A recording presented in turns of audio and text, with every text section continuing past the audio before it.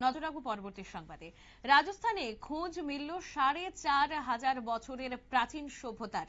উদ্ধার হওয়া সামগ্রী মৌর্য ও শুঙ্গ আমলের বলেই কিন্তু অনুমান করা হচ্ছে এবং ঋগ্বেদে উল্লিখিত সরস্বতী নদীর সঙ্গে সম্পর্ক রয়েছে এই সভ্যতার। বিষয় বিস্তারিত জানবো। টেলিফোন লাইনে যুক্ত হয়ে গেছেন আমাদের প্রতিনিধি সৌম্য মুখার্জি। সৌম্য, কি জানতে পারছো এই বিষয়ে?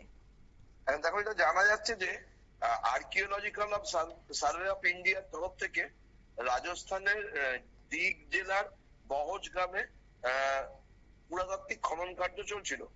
সেই সময় খনন কার্য চালাতে চালাতে গবেষকরা ৪,৫০০ বছরের সভ্যতার চিহ্ন খুঁজে পেয়েছেন বলে জানা যাচ্ছে। এবং বিশেষজ্ঞরা দাবি করছেন যে ঋগ্বেদে উল্লিখিত সরস্বতী নদীর এই সভ্যতার সাথে যোগ রয়েছে বলে মনে করা হচ্ছে। ঘটনাস্থল থেকে যে সমস্ত মাটির পাত্র, ব্রাহ্মী লিপিতে লেখা প্রাচীনতম শিল, তামার মুদ্রা, যজ্ঞকুণ্ড সহ ৮০০টির বেশি সামগ্রী উদ্ধার হয়েছে। মৌর্য যুগের স্থাপত্য ভাস্কর্যের নিদর্শন, শিব পার্বতীর মূর্তি এবং হাড়ের তৈরি উপকরণ।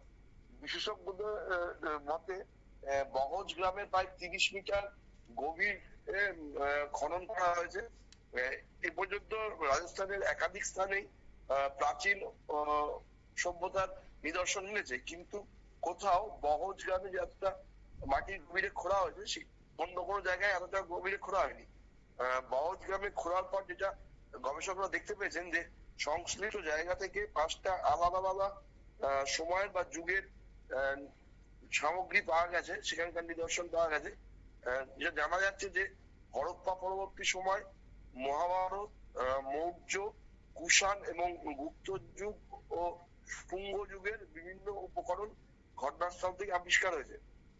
এই সমস্ত সামগ্রী পর্যালোচনা করে বিশেষজ্ঞরা মনে করছেন যে ব্রজ এলাকায় ধর্মীয় সংস্কৃতি এবং প্রাচীন প্রাণকেন্দ্র ছিল এবং সেখানে একটা সময় প্রচুর আধুনিক সভ্যতার জন্ম হয়েছিল, কিন্তু পরবর্তীকালে কালের নিয়মে সেটি হারিয়ে যায়।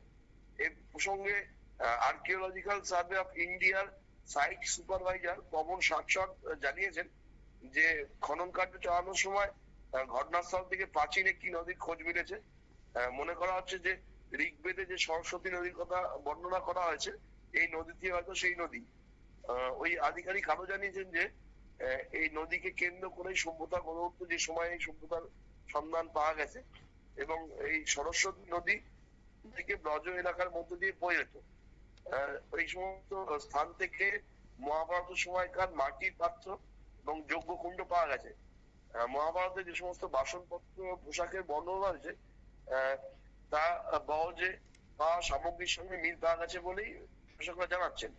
এছাড়াও উদ্ধার হয়েছে ৪০০ খ্রিস্টপূর্বাব্দের মৌর্য যুগের দেবী মূর্তি। গুপ্ত যুগের স্থাপত্যর সন্ধানও মিলেছে। ওই যেখানে খনন কার্য হচ্ছে সেখানে মাটির দেয়াল ও পিলারে। এছাড়াও সেই সময়কার মানুষদের মধ্যে যে তামা এবং লোহা ব্যবহার করা হতো তার প্রমাণও বিশেষজ্ঞরা পেয়েছেন। একটি মানুষের কঙ্কালও উদ্ধার করেছেন গবেষকরা। ইতিমধ্যে সেটি পরীক্ষা করার জন্য ইসরায়েলে পাঠানো হয়েছে। এ প্রসঙ্গে এএসআই রাজস্থান শাখার যিনি প্রধান বিনয় গুপ্ত, তিনি জানিয়েছেন যে এই খনন কার্যের ফলে যে সমস্ত ইতিহাস আবিষ্কার হচ্ছে সেটা শুধু রাজস্থানের নয়, গোটা ভারতের জন্যই একটা যুগান্তকারী ঘটনা হতে চলেছে। কারণ এর থেকে অনেক অজানা বিষয় সম্পর্কে জানা যাবে এবং খুব শিগগিরই বহজ গ্রামের ওই এলাকাটিকে সংরক্ষিত এলাকা বলে ঘোষণা করা হবে বলেই আর্কিওলজিক্যাল সার্ভে অফ ইন্ডিয়ার তরফ থেকে জানানো হয়েছে। আম্বারিকা, আমার আরেকটা প্রশ্ন রয়েছে যে ৩০ মিটার গভীর খনন করা হয়েছে, তো আরো যদি বেশি গভীর খনন করা হয় কিংবা এই গ্রামের আশেপাশে যদি আরো খনন কার্য চালানো হয় তাহলে কি এরকম আরো সামগ্রী মেলার কোনো সম্ভাবনা রয়েছে?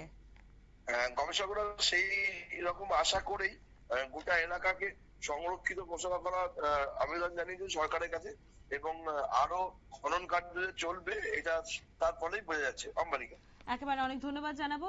আপনারা শুনলেন রাজস্থানের মহজ গ্রামে কিন্তু খনন কার্য সম্পন্ন করে গবেষকরা প্রায় ৮০০টির মতো সামগ্রী উদ্ধার করেছে এবং তাতে মৌর্য, গুপ্ত ও শুঙ্গ আমলের এই সামগ্রীগুলো বলেই কিন্তু অনুমান করা হচ্ছে এবং প্রাচীন একটি নদীর খোঁজ মিলেছে যেটাকে কেন্দ্র করে কিন্তু সভ্যতা গড়ে উঠেছিল এবং বলা হচ্ছে সেটা সম্ভবত ঋগ্বেদে যে উল্লেখিত সরস্বতী নদী সেই সরস্বতী নদী হতে পারে এবং সেই সঙ্গে মাটির পাত্র, শিব পার্বতীর মূর্তি সহ আরো বিভিন্ন ধরনের সামগ্রী কিন্তু মিলেছে এবং সেই এলাকাটাকে খুব শীঘ্রই সংরক্ষিত করে দেওয়ার প্রস্তাব রাখছে আর্কিওলজিক্যাল সার্ভে অফ ইন্ডিয়া। কারণ শুধুমাত্র এই সামগ্রীগুলোই নয়, আগামীতে হয়তোবা খনন করলে আরো কিছু সামগ্রী উদ্ধার হতে পারে বলে কিন্তু আশা করা হচ্ছে। নিয়ে নেব ছোট্ট একটা বিজ্ঞাপন বিরতির, সঙ্গে থাকুন।